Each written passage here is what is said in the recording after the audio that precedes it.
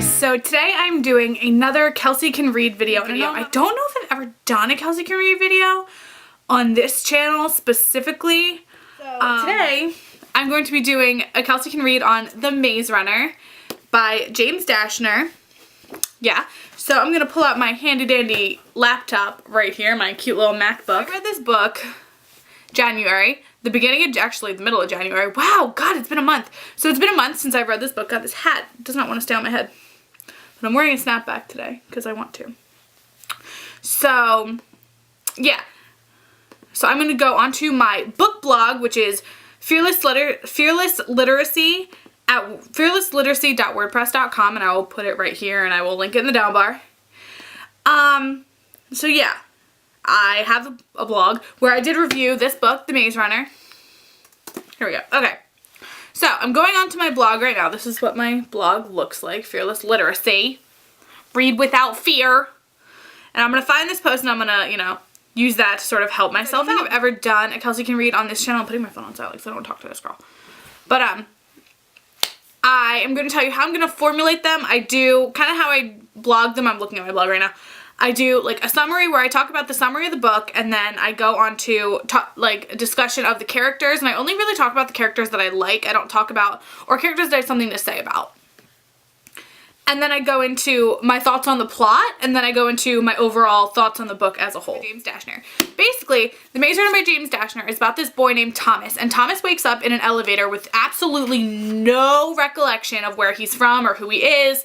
He remembers things like, he remembers like, oh, I have parents, and oh, that's a dog, and oh, this is how to breathe, this is how to walk, like memories like that, like non-specific memories, but he doesn't remember like, my mom's name is this, I'm from this place, I'm here because this. He doesn't know any of that. So he finds out that he goes to this place called The Glade, and in The Glade it's a group of teenage boys who once a month they get a new boy coming in. So every 30 days, one boy comes up in the elevator to join the Glade, and every week they get supplies. And he finds out that surrounding the Glade is this giant maze. And every morning they send out runners to run through the maze to try to find where the maze ends and how the maze works. So, but the walls change because the walls change every night. So they have to go out every day, and they have to be back inside the Glade by sunset because there's these monsters out there called grievers who are like these like, I don't even know how to describe them. I don't know how they're going to do it in the movie. They're like these giant slugs with like spikes on their back. Initially I imagined them to all look like freaking War Turtle from Pokemon, and is his name War Turtle? Yeah, War Turtle. I imagine them all to look like War Turtle with like spikes on their back, and then I remember then he said they were like slugs, and I was so confused. But yeah, so there's these giant monsters that will kill them or sting them, and they have to be inside every night. But the day after Thomas gets there, a girl shows up. The elevator, they call it the lift, or the box. I think they're called the lift or the box. I don't remember. It opens again, and that never happens 2 days in a row. Never once has it happened 2 days in a row. And basically, a girl pops out, and it's really, everyone made such a big deal out of the girl being there.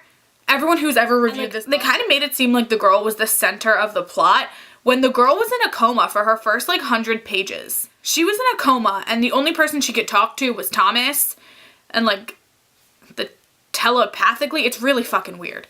And so after she shows up, everything starts changing. Like, the walls don't close, or like they stop getting supplies, the sun goes away, like so much shit happens, and they're all blaming this girl Teresa and Thomas because they were the last two people to come in. So yeah, so that's basically the plot. And now at that point they have to find their way out of the maze because they understand they're running out of time. Like, the walls aren't closing, the grievers can get in, like they're like, we need to fucking go so that like we don't all die. Okay, so now onto the characters. There are only 3 characters that I actually cared about in this book enough to like talk about. There were characters who weren't specifically minor characters. Like, I wouldn't consider Newt and Albie and Minho to be minor characters because they were like the leaders, but like they just didn't like stick out to me at all, like think I needed to like say anything about them. But okay, so my thoughts on Thomas, the main character. Thomas is annoying as fuck.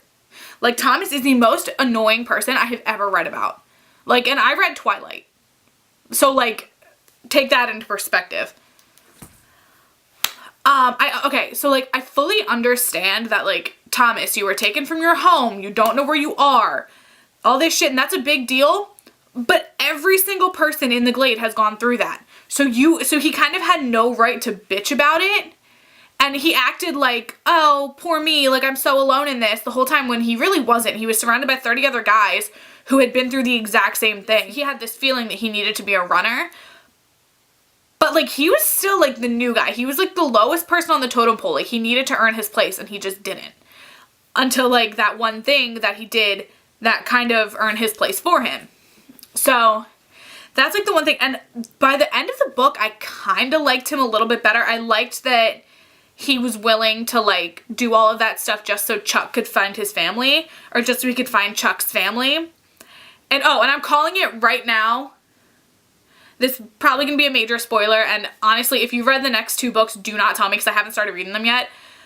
I'm calling it right now. Chuck and Thomas are brothers. I'm calling it. I'm just going to say it right now. That's probably like, if you've read the next book and they are, and you're probably just like, yeah, are you fucking dumb? Of course they're brothers. But like, I haven't read them. No frame of reference. I'm calling it right now. Chuck and Thomas brothers. Okay, so the next character I want to talk about is Teresa.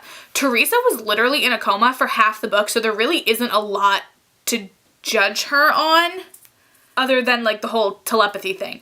But I like that when Teresa came out of her coma, she didn't whine, she didn't bitch. She was like, this is my part in this. She's like, I know I'm important in this, and I'm gonna help you guys get out. We need to get out. She didn't bitch, she didn't whine. She was there, and she was helpful, and she was great. And that's what she needed to do. She needed to be there. She needed to be helpful. She knew what she needed to do. She knew that she knew how to do it. She understood somewhere in my brain is how to get out of the maze. I know what's up with the maze. I have to help these people. She didn't bitch. She wasn't like, I'm so alone, I'm so whiny, I'm Thomas. No, shut the fuck up. No. The character that I actually cared about was Chuck. Chuck is my favorite character in this entire book. And I know a lot of people were like, Chuck was so annoying, Chuck was so whiny, da-da-da. Like, that was the point. Chuck was like the little brother of the book, and that's why I'm saying Chuck and Thomas brothers, just saying. So, okay, Chuck, he was the annoying little brother that you can't get rid of, and he just talks and talks and talks about basic shit, and it's so unnecessary. But like, you kind of just grow to love him, because like, you can tell he truly loves Thomas, and the ending with Chuck, that's the only part of the book that I got emotional at.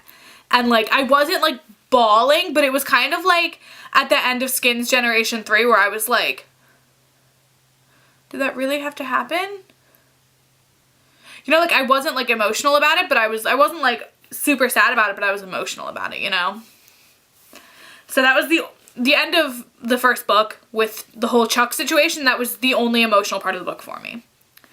And obviously like I said, there are other characters. There's like Albie, Newt, Minho, Frypan. Frypan's kind of irrelevant. Frypan's just there to be funny. Oh my god, Gally pissed me off the entire fucking book. The whole point, I understand the point is you're supposed to hate Gally, but Gally's a fuck and I hate him. Okay, so on to the plot.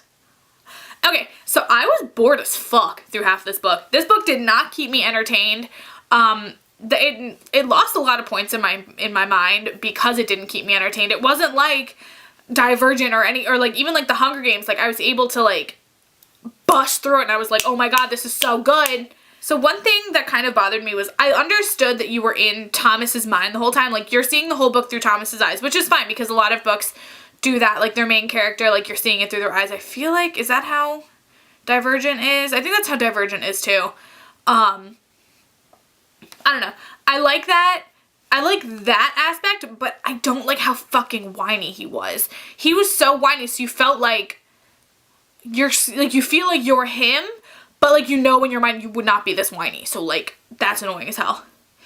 And like all he does is bitch, like I'm so alone, I want to be a runner, da da da. And like I literally had to tell him, like I'm like, if you don't shut the fuck up, I'm not gonna read this book, you know?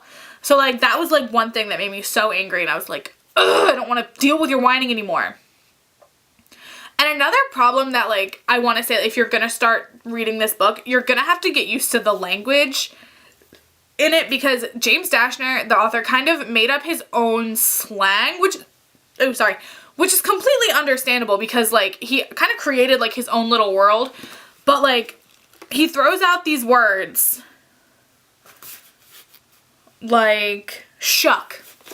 I'm sorry, what the fuck does that mean? Shuck means fuck. But it kind of just like, there's its own language, and you kind of have to like get through that, and that's a big reason why I could not make it through. Like the first couple of chapters of the book, like I just was so like put off by the language of it, like it was hard for me to get into it. And okay, one thing that made me so angry in this book was the pacing of it was so weird. I want a book that's like well paced, that's well like this book starts off really slow, and it throws a lot of information at you and a lot of like details, but it's also kind of like withholding all that information, which is cool, because like I did like the whole withholding where they didn't tell the reader all the things, because you were kind of learning it as Thomas was learning it. So like it wasn't like he shows up in the maze, hey, here's the maze, here's what's in there, here's what we do, what we need to do, this is how we got to get out. No, you kind of got to learn everything with Thomas, and I thought that was cool. But like I didn't like how the story itself would be going so slow, and then it would go really fast, and you'd be like at some kind of major like, I don't know, like what's that thing called, climax, and then it would just slow down, and then it would come, and then it would like pick up again. Like that's the one thing like about Dashner's writing in general that I don't want it to put me off from his other books, because he has another book called The Eye of Minds that sounds really interesting. It's just the pacing of it, it's really inconsistent, and like that throws me off when I'm reading, and I don't like that. Okay, so now on to my pros. I like that Thomas doesn't already know how to talk to Teresa, because I feel like it would have been so boring if they had just been like, okay, well, they can speak telepathically, and here's how they do it, and like they can just do it. Like no, I like that Thomas kind of had to learn how to do that, because like I don't know, it felt more real to me. Now on to the overall. I am giving this book 3 hearts out of 5, so 3 hearts out of 5, which is not a bad score. I would be scoring it a lot higher if it wasn't for like the language barrier in the beginning and the pacing. By the end of the book, I was excited to see where it was going. So I will be reading the rest of the series, but I'm not like chomping at the bit to pick up the next book. I didn't immediately run over to my shelf and pick up the next book. I actually immediately ran over to my shelf and picked up Crossed by Ali Condi, which I would show you, but it's currently my tripod. So, yeah. So I would obviously recommend this to people who like The Hunger Games. If you've already read The Eye of Minds and you like how James Dashner writes, I would probably say pick it up. Okay, one thing I will tell you, I know a lot of dystopian books right now are centered around girl mains, like main protagonists. That's something that kind of threw me off at the beginning, because I'm not really used to reading books with male protagonists. Like the only one I can actually think of is Harry Potter. Just because like I'm a girl, so like I can relate more to like a girl main character, but like whatever. So this one is completely narrated, and completely like the protagonist is a boy. So so that's like something, just know that going in, like don't think like it's in Teresa's perspective or anything, like it's about a boy, it's about boys. So yeah, I would probably say if you're into like The Hunger Games, if you read The Eye of Minds, if you like that kind of dystopian world type of thing, and I would say honestly, give it a chance. I did like it, so I would recommend this, but it is a 3-heart book. Yeah, so thank you guys so much for watching. Let me know what I should read next. Currently, I'm almost done with Delirium, and I'm also reading Crossed. So yeah, let me know what I should read next. And thank you guys. Stay fearless.